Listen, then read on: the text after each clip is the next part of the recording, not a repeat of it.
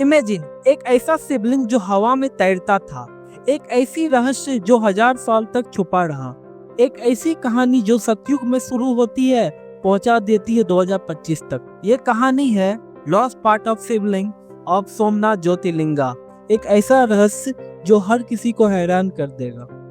प्राचीन हिंदू कहानियों के अनुसार सोमनाथ मंदिर एक आम मंदिर नहीं था। यह पहला ज्योतिर्लिंग था जो 12 ज्योतिर्लिंग में सबसे श्रेष्ठ माना जाता है। कहा जाता है कि इसे सतयुग में स्वयं चंद्रदेव ने बनवाया था।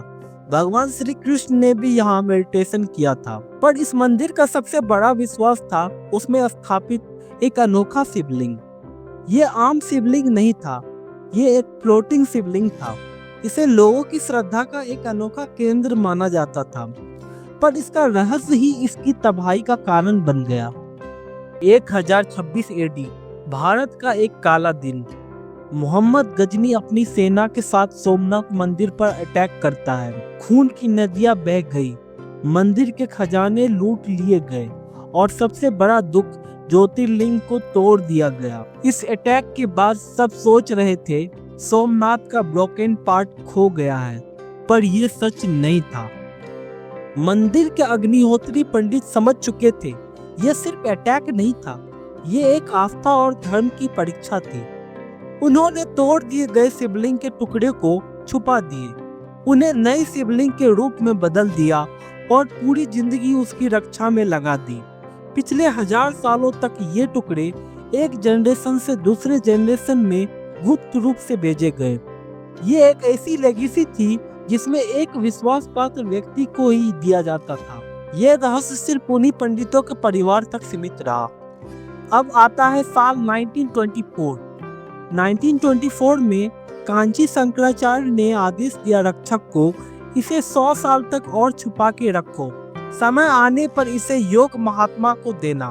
वो समय 2025 में आया।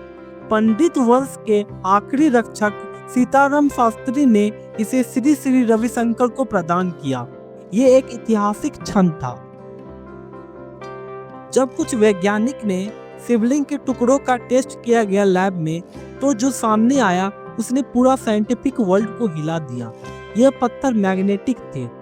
एक नॉर्मल मैग्नेटिक के पोल होते हैं, लेकिन इन टुकड़ों का मैग्नेटिक पोल मिडल में था।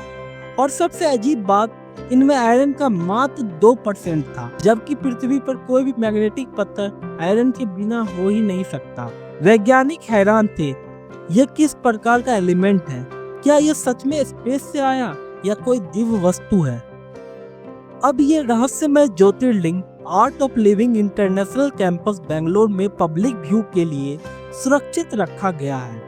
महाशिवरात्रि के शुभ दिन पर इसे दर्शन के लिए रखा गया था और मैंने खुद अपनी आंखों से इसका दर्शन किया।